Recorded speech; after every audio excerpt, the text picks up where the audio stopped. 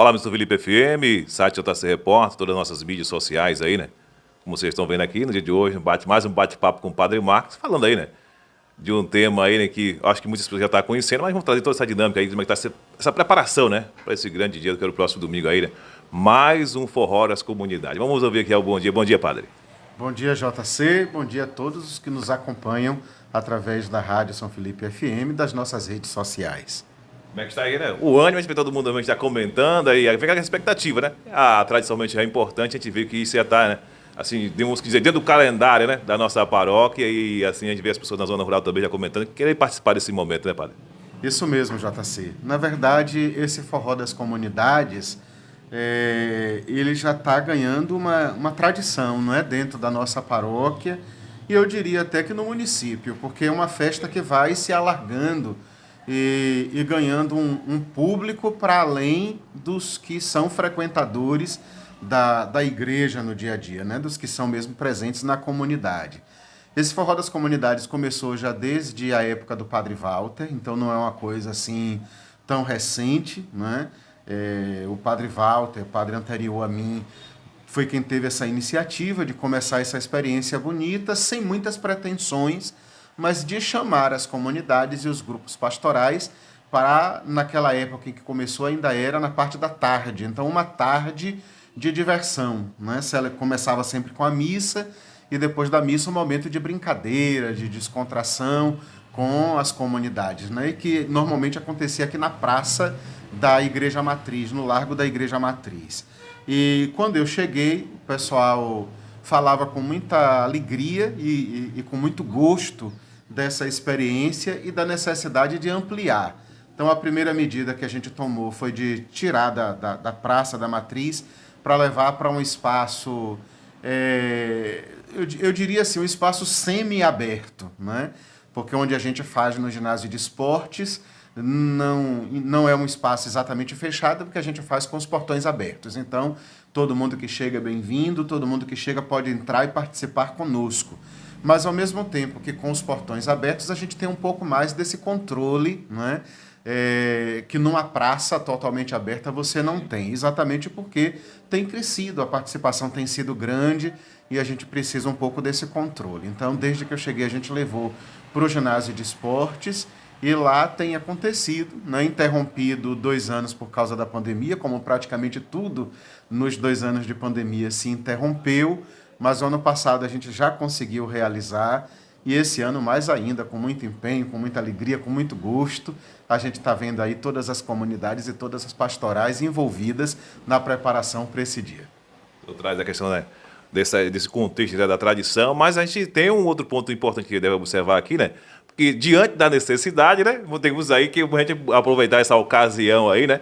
E também buscar, né, através desse evento aí, né, recursos para a restauração dessa igreja aí, que já teve uma etapa concluída, mas tem muita coisa ainda pela frente, né, Padre? Exato. A gente sempre diz assim, que esse não é o objetivo primeiro do evento, não é? Mas é um objetivo, sem sombra de dúvida. Então, o objetivo primeiro do evento é, de fato, o lazer, não é? É o dia de confraternização junina das nossas comunidades. E que no nosso calendário, já desde o princípio mesmo, que tem sido sempre nesse segundo domingo de julho. A gente pensa que o mês de junho não é conveniente, porque há muita festa, não é? Para todo canto que a gente olha tem festa durante o mês de junho, então a gente espera passar o mês de junho. Aí quando entra o mês de julho, normalmente naquele primeiro domingo ainda acontece uma festa grande no município, que é a festa lá no Bom Gosto, não é? Então a gente sempre, no segundo domingo, é que realiza o forró das comunidades, para que seja um momento de confraternização. Por isso, inclusive, a gente não mexe no nome, né? Forró das comunidades. O objetivo primeiro é que todas as nossas 48 comunidades da nossa paróquia sejam convidadas, né, a vir para a gente brincar, para a gente se divertir. Mas a gente aproveita também desse dia, né? Quem vem quer comer alguma coisa, quem vem quer beber alguma coisa, então a gente sempre aproveita para que num preço não muito elevado, mas num preço possível, a gente possa oferecer o que as pessoas comerem e beberem enquanto estão por ali brincando e o que entra como lucro nesse dia, como resultado das vendas, a gente cobre um pouco as despesas que a gente tem, que não são tão grandes assim. A gente tem, claro, algumas despesas, mas a gente conta também com muito apoio, né? E o que sobra disso se destina para a restauração da nossa igreja matriz. Então, a programação, né? Começando já às 8 da manhã com a Santa Missa, e aí depois todo mundo já, né? Se preparando para o ginásio de esporte. Pronto. Às 8 horas da manhã, missa na matriz, né? O pessoal sempre diz assim: ô padre, o forró das comunidades começa depois da missa, né? Eu digo, não, começa com a missa, não é? Sempre insisto nisso, em dizer, ó, nossa programação do forró das comunidades começa com a missa. É importante a gente trazer a missa para dentro do evento, né? Embora a missa não seja no espaço do evento, a missa é na igreja, mas a gente trazer para dentro da programação. Para que isso? Para dizer assim que não tem sentido para nós cristãos católicos, óbvio que todo mundo é convidado. Então, uma pessoa que não é católica, que não tem essa participação ativa na igreja, ela quer ir depois só para o forró. Ave Maria, a gente abre as portas e o coração para acolher também. Não é todo mundo é bem-vindo. Mas para os cristãos católicos, para aqueles que são de fato de nossas comunidades e de nossas pastorais, a gente sempre lembra que a programação começa com a missa. A missa é parte integrante disso, né? E começamos rendendo graças a Deus, louvando a Deus, colocando nossa vida em oração a serviço de Jesus Cristo e do Evangelho. E logo depois que termina a missa, a gente faz essa... Eu ainda brinco com o pessoal dizendo que não é um arrastão, é um arrastinho, né? Porque é muito pequeno, é só da matriz para o ginásio de esportes. É um modo da gente também já sair da missa nesse clima de alegria e entender que é uma continuidade, né? É bonito isso, você entender que a missa, eu acho profundo isso, que a gente não fique nessa eterna briga entre o que é sagrado e o que é profano, né? Não se trata disso, mas se trata de dizer que a gente pode fazer de um momento como esse, de brincadeira, de confraternização, também um momento sagrado, né? Então é sagrado também para o ser humano ter direito ao lazer, à diversão, à brincadeira, à alegria. Isso é sagrado, isso não é profano, não, né? Profano é quando a gente aproveita disso para entrar no que não deve, né? Mas quando a gente faz... aproveita também os momentos da alegria, do lazer, da confraternização, da convivência, do encontro com o outro, isso é sagrado. Então, para que a gente una a programação do dia, logo depois da missa, a gente sai nesse pequeno arrastão até o ginásio de esportes, onde lá vai estar tudo preparado, palcozinho armado, com som, com as barracas lá assumidas por nossas pastorais, né? E para que a gente possa passar o dia brincando, se divertindo por lá, com muito forró, se Deus quiser, e um pouquinho de samba. A gente vai ter um pouquinho de samba também, embora o que predomine nesse dia seja o forró. O padre cita um tópico bastante importante, né? Essa questão do julgar, né? E assim, o mais importante de tudo é com a consciência com quem vamos estar ali, né, padre? Exatamente. Eu sempre digo assim, JC, que a gente pode pecar dentro da igreja, não é? E a gente pode ser santo e sagrado no mundo, não é? Então, o problema não é onde você está, o problema é como você está, como você se porta naquele lugar e naquela situação, né? E então, o homem de fé, a mulher de fé, é aquela que na comunidade eclesial, na igreja, junto com seus irmãos, santifica a sua vida na escuta da palavra de Deus, na partilha do pão da Eucaristia, e não sai dali com medo de viver, não. Sai dali para viver na família, no trabalho, né, no lazer, na sociedade como um todo, nesse encontro com o outro. E onde você vai como cristão, você vai levando o evangelho, não é? Então você está no lazer com seus amigos, mas é um cristão católico que ali está, com seu testemunho de vida, não é? Você está lá batendo baba com os companheiros, jogando seu futebol, é um cristão católico com o seu testemunho de vida. Você está numa festinha, no seu trabalho, seja esse trabalho qual for, na sua luta, não é? Do dia a dia, no seu ganha-pão, é um cristão católico que aonde vai leva o seu testemunho de vida, né? E quando eu falo de testemunho de vida, não estou falando que necessariamente onde você chega você tem que ficar pregando o evangelho, não. Se tiver oportunidade, a gente prega o evangelho também, não é? Mas você prega o evangelho, antes de tudo, com seu testemunho, com sua vida, não é? Sendo um bom amigo, sendo um bom profissional, honesto, trabalhador, tratando todo mundo com devido respeito, acolhendo a todo mundo, sem julgar ninguém, sem condenar ninguém, sem discriminar ninguém. Então esse é o melhor testemunho que a gente pode dar. Tem uma frasezinha que circula por aí na internet, não sei nem de quem é essa frase, atribuem a um bocado de santo. Eu já vi atribuída a São Francisco, já vi atribuída a outros santos também. Não sei dizer quem disse exatamente essa frase, né? Mas independente de quem disse, acho muito interessante. E uma frasezinha boba, a gente vê em camisas de igreja e nas redes sociais, que diz assim: aonde você for, pregue o evangelho. Se necessário, use palavras. Não é? Eu acho bonito isso. O que quer dizer essa frase, que parece simples e parece boba? Que para pregar o evangelho não precisa usar palavra, não é? A palavra é secundária. Então, se necessário, use palavras. Mas a gente prega o evangelho com a vida. Então, o nosso forró das comunidades é um jeito de pregar o evangelho, né? E como é que a gente prega o evangelho com o forró das comunidades? Mostrando que é possível a gente fazer brincadeira, forró, não é? Comer, beber, se divertir, com respeito, com alegria, com consideração pelo outro, né? Com paz, com harmonia. E isso, sem sombra de dúvida, é valorizar Jesus e o evangelho na vida da gente.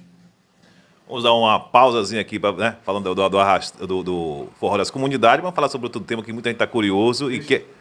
Deixa eu dar só uma palavra que acho importante ainda com relação... Na verdade, eu é que cortei o assunto com relação às apresentações. Né? Atrações. As atrações lá. Para dizer assim, que isso é bonito também e importante a gente ressaltar, né? Que os nossos artistas, os artistas da nossa terra, dão o seu serviço, né? E fazem isso com muita alegria. Então, quem lá vai tocar e cantar dos nossos artistas, né? Dos filhos da nossa terra, ou mesmo que não sejam filhos, mas se consideram filhos daqui porque moram aqui, não estão ganhando absolutamente nada para isso, né? Estão dando o seu serviço. E é bonito assim, que tem alguns que a gente nem precisa ir atrás, né? Quando a gente anuncia que vai ter o forró das comunidades, já nos procuram para dizer assim: olha, eu também quero participar, eu também quero ter um momento lá para cantar e tocar. Para você ter uma ideia, esse ano, por exemplo, houve uma hora que a gente teve que dizer assim, não cabe mais, né? Porque outros filhos da terra que tocam, que cantam também, queriam ter um espaço para se apresentar, né? Eu ainda brinquei com o pessoal da equipe de organização, dizendo assim, acho que para o ano a gente vai ter que fazer em 2 dias, né? Vai ter que ser sábado e domingo o forró das comunidades para poder caber as pessoas que querem também dar do seu trabalho, né? Que querem ajudar também tocando e cantando lá. Então, mas a gente tem um horário, a gente, quando começa mesmo no ginásio do esportes, é por volta de 10 horas, porque tem a missa às 8, depois tem esse pequeno arrastão, então a partir de 10 horas ali é que a gente começa no ginásio, e a gente não pode entrar noite adentro durante muito tempo, né? A gente vai mais ou menos até às 7 da noite ali, e olha que já é um tempo enorme, né? E então a gente põe os artistas que cabem ali. Completou, já não tem mais como, mas a gente está prometendo que não encontrou espaço esse ano, que para o ano a gente vai, não é, priorizar os que esse ano não tiveram a oportunidade de tocar. Então a gente tem esses artistas que vão se apresentar, os filhos da nossa terra, tem a participação especial de um grupo de Santo Antônio de Jesus, ligado à paróquia São José do Andaiá, onde eu estava anteriormente. Esse grupo já é sagrado desde que eu cheguei aqui, em todas as edições do Forró das Comunidades, eles se apresentaram, né? E o pessoal gosta muito também. Normalmente eles abrem logo que a gente chega do arrastão. E esse ano a gente tem também uma participação que eu considero muito especial de Joyce França, que é uma artista que tem se projetado, não é? É filha da cidade de Santo Antônio de Jesus, mas hoje já reside em Salvador e que já tem se projetado aí em apresentações em Salvador, em outras cidades também. Recentemente esteve em participações em programas da TV Bahia, da Rede Bahia, então tem se tornado bastante conhecida e é uma pessoa muito ligada à fé cristã católica, de família católica, ela mesma, de participação na igreja, e com muita alegria aceitou o convite da gente, não é? E a gente aí com com muita alegria e com apoio também de alguns amigos. Todas as pessoas que estão apoiando, a gente vai anunciar no domingo, no forró, mas Joyce França está vindo também para se apresentar com a gente, se Deus quiser. Então aí, gente, então, veja o nível que, tá, né, que chegamos aí, né? Do forró das comunidades com grandes atrações. No ano passado também tivemos aí a Cagaceira de Canudos, o pessoal fez realmente aquela festança aí, né? Eu acabei, não, porque o cansaço tem hora que bate, porque a jornada realmente é longa, não é fácil você chegar, né? A gente vai começar às 8 da manhã, como o padre vai. Antes disso, você tem que estar na igreja se preparando para aquele ambiente, né? E adentrar quando das 7 da noite, poucas pessoas estão com físico para aguentar isso aí, né? Esse percurso todo aí, né? Exatamente, pois é. A gente termina só o bagaço, né? No final de tudo lá. E eu tenho que ficar até o final, me exijo isso de mim, eu acho que eu tenho essa obrigação de ficar. Como quem está em todas as equipes precisa ficar também. Quando chega ali depois das 7 da noite, a gente já não sabe mais o que é o lixo, o que é o lixo da festa e o que é a gente, porque a gente está lá também parecendo que é só bagaço, né? Mas com muita alegria. Agora vamos falar, né, sobre um outro, né, tema também muito interessante, que, né, eu acho que muitas pessoas estão curiosas querendo saber, né? E assim, vinha já uma ânsia há muito tempo, né? Bastante tempo de espera, que é a chegada aí, né, do novo bispo da Diocese de Amargosa, nosso bispo, e já foi nomeado, e o padre já teve, né, a graça aí, né, de ter um contato com ele, fazer essa visita a ele, e vai falar um pouquinho, né, como é que ele vê a chegada desse novo, né, bispo, e assim, esse encontro aqui, que tipo né, de noção ele pode trazer pra gente aí, né, do que a gente pode esperar, né, com a chegada do novo bispo. Com certeza. Bom, é do conhecimento de todo mundo, não é, que já há quase 2 anos que a nossa Diocese de Amargosa está vacante. Dentro da linguagem eclesial mesmo, a gente chama de sede vacante. Quer dizer, é uma diocese que está vaga, né?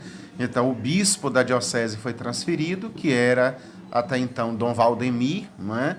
Foi transferido para a diocese de Penedo, no estado de Alagoas, e a nossa diocese ficou vacante. Quando a diocese fica vacante, qual é o primeiro passo? O primeiro passo é que o Colégio dos Consultores, que é um grupo de padres, se reúna e eleja o administrador diocesano, que é um membro do clero, que goze da consideração de todos, do espírito de unidade, né? E esse padre, então, eleito administrador diocesano, ele, de certo modo, fica como uma espécie de bispo interino, não com os poderes de um bispo, sobretudo do ponto de vista sacramental, mas ele fica ali mesmo como padre que é responsável pela diocese, né? Que toma conta da diocese. É aquele irmão mais velho que, quando o pai sai de casa, pede o irmão mais velho para tomar conta dos outros irmãos, né? Então ele fica ali para tomar conta das coisas, né? Até que o Papa indique, eleja o novo bispo daquela diocese. Esse processo de eleição do novo bispo varia muito, às vezes acontece mais rápido, às vezes acontece mais demorado, né? Tem dioceses, por exemplo, que no dia que o Papa anuncia que aquele bispo dali foi transferido para outro lugar, já anuncia junto quem é o bispo que vai chegar para ficar no lugar dele, né? Então a diocese nem chega a ficar vacante, né? Mas em outros casos demora um pouco mais.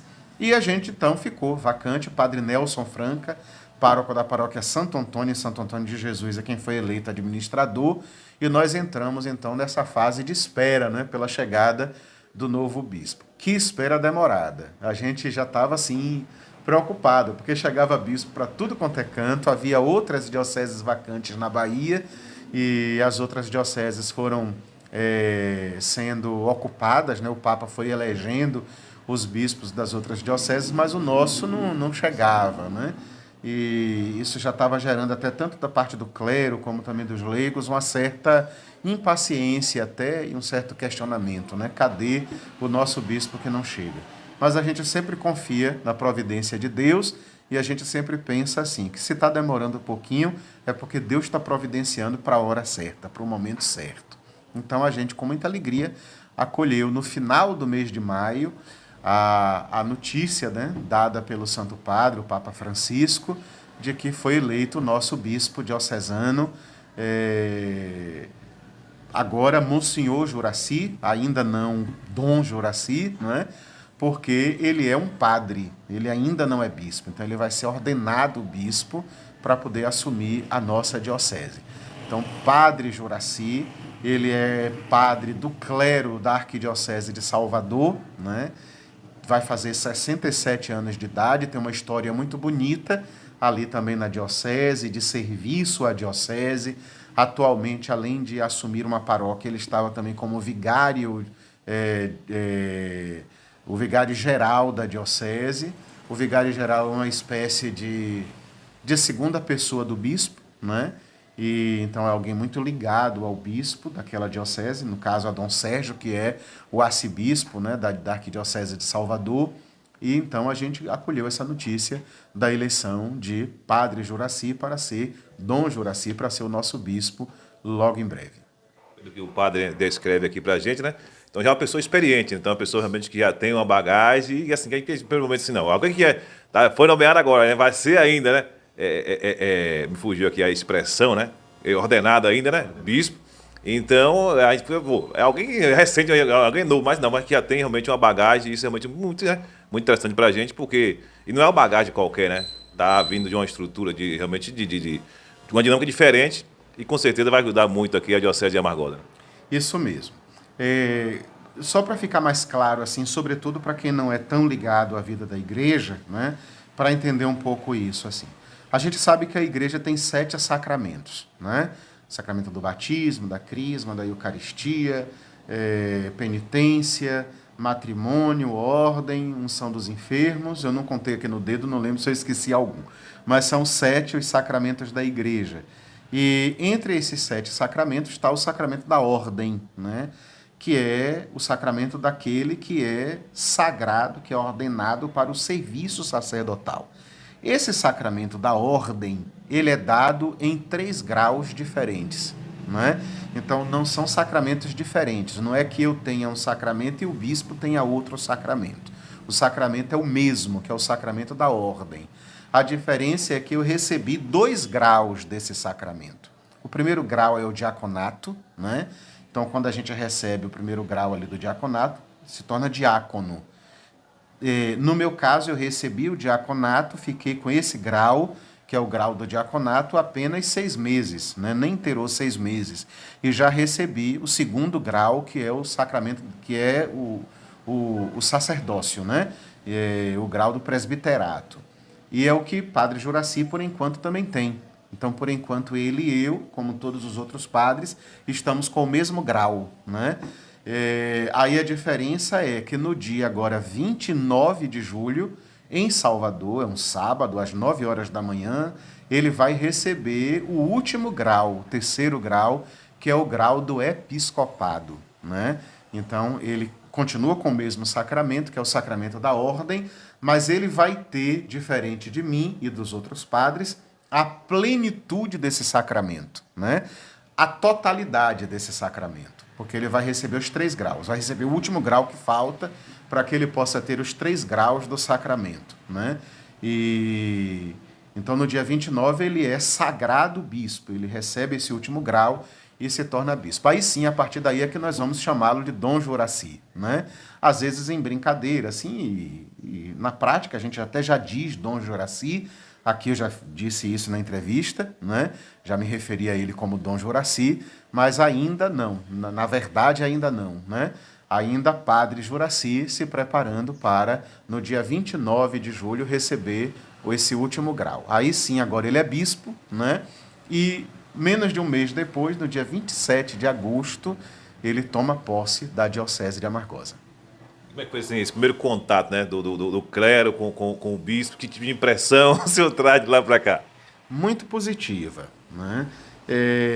Eu não o conhecia, acho que a maioria dos padres da Diocese de Amargosa também não, os nossos leigos também não, né? Uma curiosidade importante é que ele já esteve aqui em São Felipe, ele já celebrou uma missa aqui em São Felipe. Veja como são as coisas. Eu não sei dizer exatamente quando foi isso, mas as irmãs servas da Sagrada Família, as freiras daqui de São Felipe, elas sabem talvez dizer com mais precisão. Eu ainda não era padre daqui, isso foi em tempos passados. Não sei dizer se era o padre Walter ou se é coisa ainda um pouco mais antiga, né? Mas num período de festa de novenário aqui, ele veio trazido pelas irmãs e participou de uma noite de novenário aqui, celebrou uma missa aqui em São Felipe, quando ninguém imaginava ainda que um dia ele pudesse voltar como bispo da diocese, né? Porque ele tem uma ligação muito grande com as Irmãs Servas da Sagrada Família. Ele já foi muito tempo pároco em Salvador, da paróquia de Nazaré. Olha, cuidado, não estou falando de Nazaré, município vizinho nosso aqui não, mas do bairro Nazaré de Salvador, né? Então ele foi pároco naquele bairro de Nazaré, onde está a sede das Irmãs Servas da Sagrada Família, né? Então a casa-mãe, como elas chamam, da congregação, que é a primeira casa, a casa onde a congregação foi fundada, está no bairro de Nazaré, em Salvador. Então elas têm uma ligação com ele por causa disso, né? E então ele nesse período veio aqui e celebrou. Mas eu não o conhecia, muitos padres também não. Alguns dos padres um pouco mais novos, acho que 3 ou 4 padres, que sim, porque foram padres que estudaram na faculdade, na Universidade Católica de Salvador, o curso de teologia, e ele era professor lá, né? Então, acho que os 4 padres tiveram padre Juraci como professor, mas a maioria não. Então, no dia do anúncio, por exemplo, todo mundo foi para as redes sociais. Será que ele tem Instagram? Foi lá procurar para ver quem era, né? Para procurar uma foto dele e para ver alguma coisa. Logo, algumas fotos. Hoje, com os meios de comunicação, com a internet, isso é tão rápido, né? Ninguém conhecia, mas o Padre Nelson terminou de anunciar. Eu acho que 2 ou 3 minutos depois já tinha foto dele rolando, vídeos dele celebrando, né? Rodando por tudo quanto é canto aí nas redes sociais. E em questão de minutos, ele se tornou, pelo menos do ponto de vista da fotografia, do vídeo, conhecido de todo mundo. E então ali o primeiro contato foi esse, conhecer pelas redes sociais. Mas imediatamente ele fez contato conosco naquele mesmo dia, já mandou uma palavra, né? E através de uma chamada telefônica, nos dizendo da alegria dele em ter sido escolhido pelo Papa Francisco para ser o nosso bispo. E aquela primeira palavra já foi muito animadora. E nós, clero de Amargosa, imediatamente nos prontificamos a fazer uma visita a ele em Salvador, né? A irmos lá, nos apresentar a ele e dizer: aqui estão os que vão ser os seus braços, né? Aqui estão os que vão caminhar contigo. E foi um dia muito bonito. Fizemos isso no dia 19 de julho, o último agora. Fomos quase todos, faltaram 3 ou 4 padres por motivos assim bastante justos, né? O padre Raimundo Santana, porque o pai dele nesse dia faleceu e era o sepultamento lá em Simão Dias, ele teve que ir para lá, e para que ele não fosse sozinho, mas tivesse uma representação, 3 padres da nossa diocese também foram designados para ir representando todo o clero. Em outras circunstâncias, talvez fôssemos todos os padres, né? Mas tínhamos com Dom Juraci nesse dia esse compromisso. Então isso fez com que alguns padres se ausentassem, não tivessem, mas a grande maioria estava lá em Salvador nesse dia e nos encontramos então com ele. Foi um dia muito positivo, muito bom, não é? Ele nos ouviu muito, né? Começamos apresentando um pouco para ele da realidade da nossa diocese. Então, Padre Nelson, o administrador diocesano, primeiro falou um pouco da diocese como um todo, da história da diocese. Depois, Padre Neivaldo, Padre Roberto e eu, como responsáveis pelo projeto diocesano de pastoral, tivemos também um tempo para apresentar para ele a nossa caminhada pastoral, o nosso projeto diocesano de pastoral, essa nossa realidade de conselho e santificação do domingo, ministros da palavra, ministros da distribuição da Eucaristia, o caminho que a gente tem feito com o temário, com o ano da caridade que estamos refletindo. Então, tudo isso apresentamos para ele, entregamos muito material do que nós temos nesses últimos tempos produzido, nossos círculos bíblicos. Então, tudo isso já está nas mãos e no coração dele lá, porque a gente já apresentou, já entregou para ele. E era muito bonito, assim, que enquanto a gente falava, ele com muita curiosidade nos escutava, prestava atenção, anotava muita coisa num papel, né? E de vez em quando interrompia para perguntar alguma coisa. Então foi muito positivo. E no final ele deu uma palavra também, e a palavra muito animadora, nos dizendo que que vem para caminhar conosco, né? Vem dizendo que ele tem consciência de que ele não vem para começar nada, que ele vem para continuar um caminho que a gente já fez até aqui e que vem para somar com a gente, né? Que ele quer escutar os padres, que ele quer escutar os religiosos e religiosas, que ele quer escutar os leigos e leigas, que ele quer caminhar conosco para colaborar no que ele puder, para que a gente possa continuar crescendo nesse caminho da fé. Então, foi muito bonito, foi muito bom, e a gente, com muita alegria, está esperando por ele. E gosta muito de redes sociais, de meios de comunicação, viu? Então, vai dar muita entrevista aí para JC Repórter. Tá vendo aí, gente? Tendo já um pouquinho a noção, né? De Dom... Eu vou tratar como Dom Juraci, né? Já vai ser nomeado aí, né? Então, aí nós esperamos aí que ele possa realmente vir, né? E agregar e somar muito aí com a nossa diocese, né? E toda a rede de comunidade aí que compõe aí, né? A Diocese de Amargosa, e todo mundo estava ansioso, mais de 2 anos ainda de espera, e esperamos agora, graças a Deus, que ele possa vir, né, e saciar, né, toda essa ansiedade, essa demanda que tinha por parte, né, dos nossos fiéis, que está realmente aí ansioso pelo nosso líder. Padre, vou deixar aqui o microfone à sua disposição, deixar, né, sua mensagem e intensificar mais uma vez o convite, né? A gente sabe que todo mundo já estava ansioso para poder vir participar do Fórum das Comunidades, mas temas como esse a gente vai voltar aí, né, adentrar um pouco mais, alguns tópicos aí que a gente ficou realmente ansioso, só que aí, para não ficar o vídeo realmente um pouco grande, mas vamos pegar e separar por parte depois, para entrar nesse sistema e estar debatendo aí com tanto os internautas como também os ouvintes da rádio. Muito bem. Então, só para encerrar, confirmar mesmo o convite para domingo, né, dia 9, a participação de todo mundo no nosso Forró das Comunidades. Estão todos e todas convidados a participar conosco. E um outro convite também, já adiantado, é para o dia 27 de agosto, que é o dia da posse de Dom Juraci na nossa diocese, né?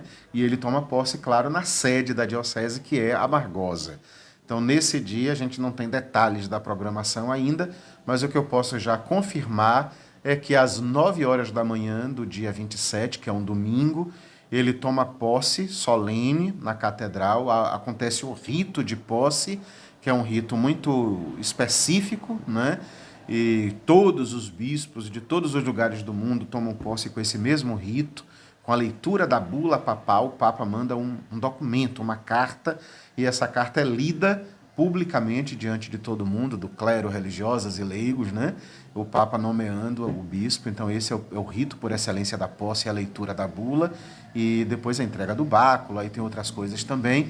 Então primeiro acontece esse rito às 9 da manhã na catedral, e logo depois vamos todos para a Praça do Bosque, que é uma grande praça, quem conhece Amargosa, é onde inclusive acontece a grande festa de São João de lá, né? Então vamos todos para a Praça do Bosque para a missa com todas as comunidades, com todo o povo da nossa diocese, com os bispos que vão estar lá nesse dia. Com certeza muitos bispos vão estar, e outros padres além dos nossos também, os nossos todos, mas além dos nossos devem vir padres também de Salvador e de outras dioceses. Então às 10 horas da manhã a gente tem a missa lá na Praça do Bosque. Então está todo mundo já convidado, coloquem na agenda de vocês aí o dia 27 de agosto. Muito bem, aqui o alerta aqui do padre, porque olha, quando foi dia 30, 31, né, que foi anunciado, já está muito longe. Mas a pessoa que começou no mês de julho, agosto já está ali, é um pulo. Então se prepare, porque você não vai estar organizado aí para poder participar desse grande momento aí na cidade de Amargosa. Mais uma vez, obrigado, padre. Obrigado a você, JC, e a todos os que nos escutam e nos acompanham. Que Deus abençoe a todos. Você está nos ouvindo aí, né? Obrigado pela sua audiência. E os internautas, né? Vai dando seu like, compartilhando e ajudando sempre a ampliar nossas publicações, nossas mídias sociais. Um abraço a todos.